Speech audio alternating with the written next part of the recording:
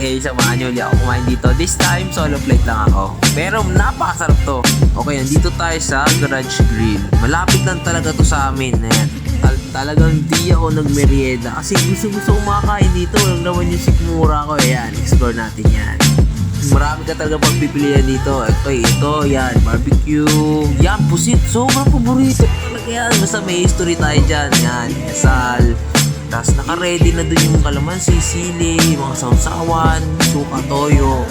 Siyempre, dumating na yung paborito natin. Dinalawa na natin yan. Actually, mura nga yan eh. Kaysa mga nabilang ko once. Yan, lagyan na natin yan. Sausawan, suka. O kontihan lang natin yung toyo.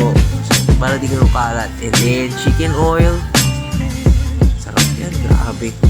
Suka ko yan. Ayan. Actually, ang plano ko lang talaga dyan, isa, 70. Akala ko 70 lang yan with rice. Kasi ganoon yung naranasan ko nakaraan. Kasi ito, only rice pala to.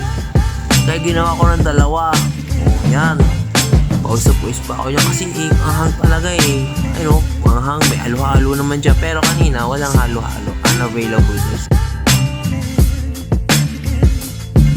Okay, lakad muna tayo dito. Kasi syempre, busog tayo. Sarap eh. Grabe. Pero hindi pa tapos yan. Kasi hindi nakita na naman tayong bago. Pero next time na yan. Check muna natin. Okay, yan. Kakainin lang natin dyan. Hindi masyadong process tsaka malasa. Pero feel ko masarap yun. Lakad muna. Ayan. Tunaw lang. Lakad ulit. Lakad lang. Konting throwback lang. Tungkol din sa iyo ng pusit. Ako kasi nasa Manila pa ako. Ngayon lang talaga ako nahiligan din sa iyo ng pusit. Hila ko lang matikman yan. 110 pa yun. Hindi pa ni rice. Okay, nakabili na tayo. Kalahatin lang na uwi natin kasi pinapak natin habang naglalakad.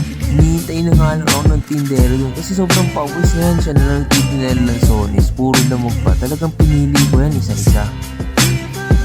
Grabe, sarap na sarap oh. Parang nilabasan. Swak na swak. O, di ka pa nabusog.